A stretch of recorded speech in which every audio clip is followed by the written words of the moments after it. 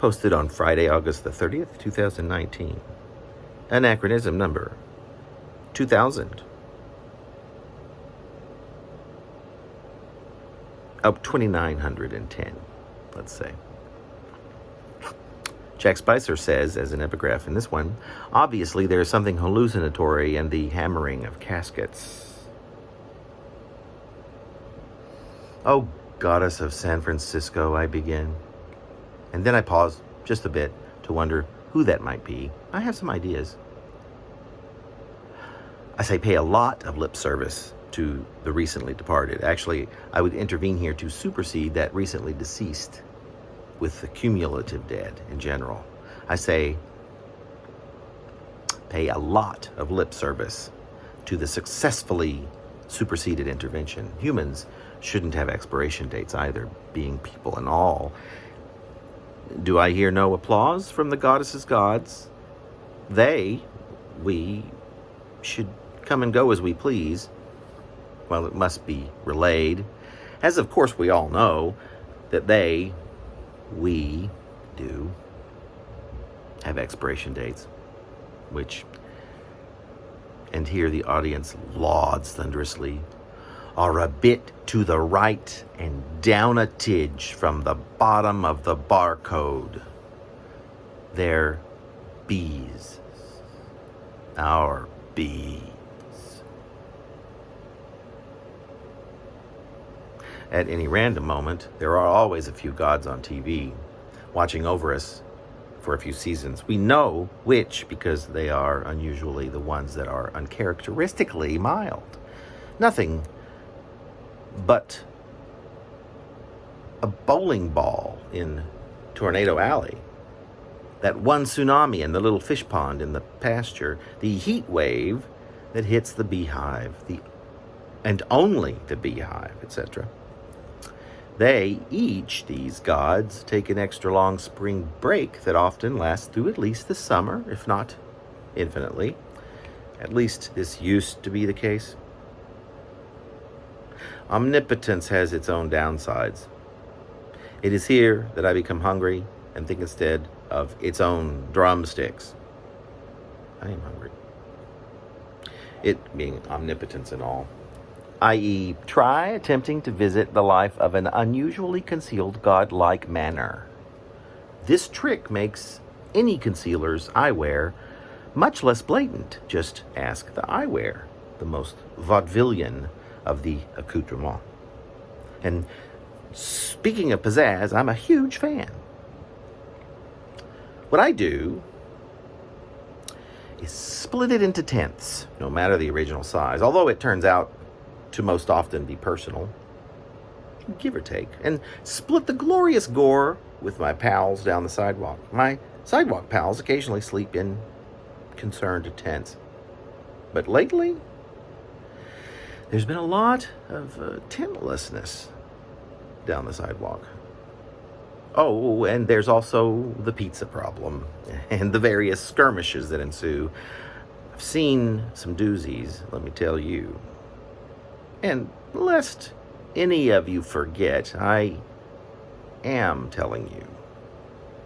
Or am I? Anyway, amongst my pals down the sidewalk, there's, of course, Hammock Man, who always gets the fur. Or maybe it's a furry cedar, or as we call it, that Christmas tree most prickly and most dense. All to himself. And there's the one or two who get the fire for the night. Varying pals, each of whom, on their fire night, we call the nesters. There's those who prefer to get caught quickest by the rising sun, and we call this rather elite crew morning people. Hammock Man has it best. He's always hidden from reality during each segue between a pair of days, at least those with some semblance of sunlight throughout, I should clarify. Hammock Man loves it up there. He calls his gigantic cedar or fir tree Christmas. Houdini he most definitely is not, as the falls from such heights have been the catalyst for at least 3 broken toes, never adjusted. His right leg popping right out of his pelvis We, neither of us, yet know the technical term for this, but it has got to be the most painful thing I have ever personally witnessed anyone endure, for sure. And there was one fall, after which an urgent surgery ensued, something about a few of the tree's needles stuck clean through the spine, which makes his cedar seem more of a pine, if you ask me.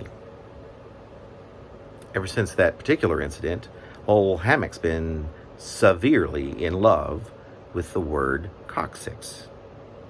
So much so that the tentants and the tentless have become a little bit annoyed by the man whose every day is Christmas.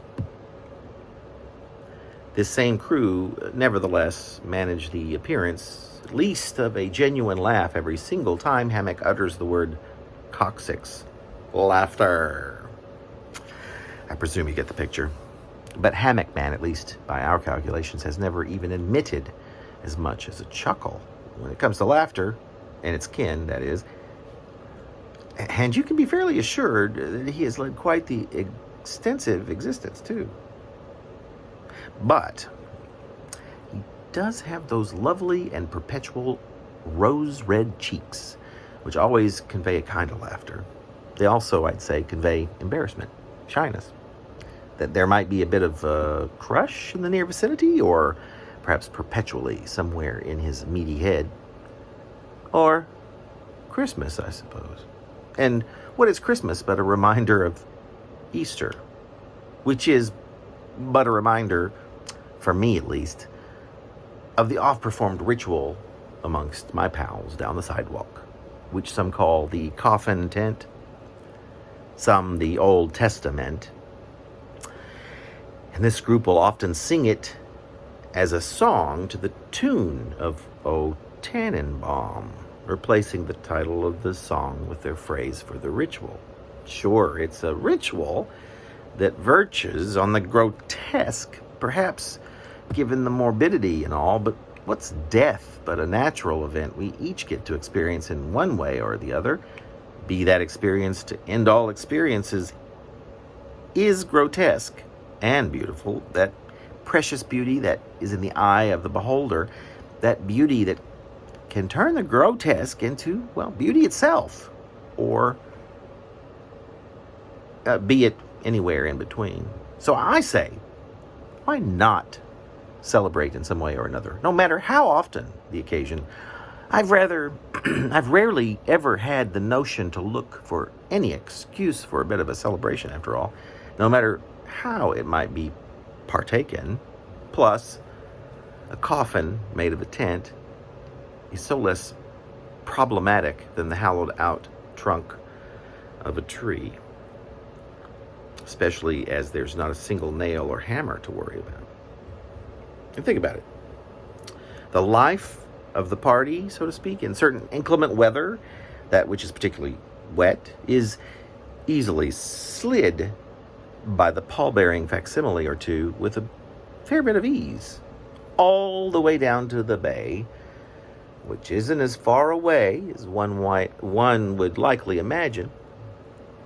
And even when it's a dry day, it's not such a struggle to drag down the sidewalk or the avenue, depending on the time of death, given rush hour and all that.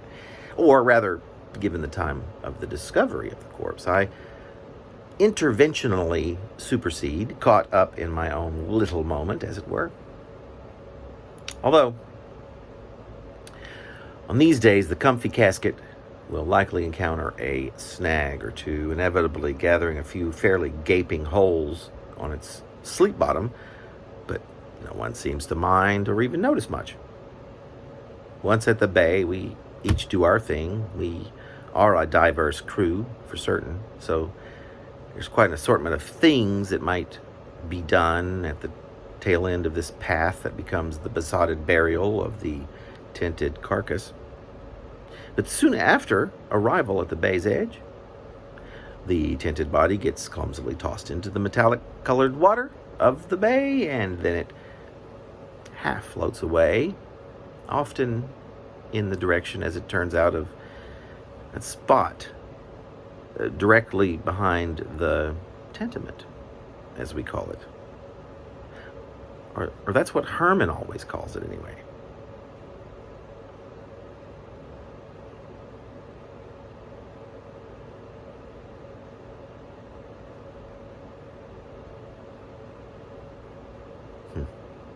I know what that poem is about.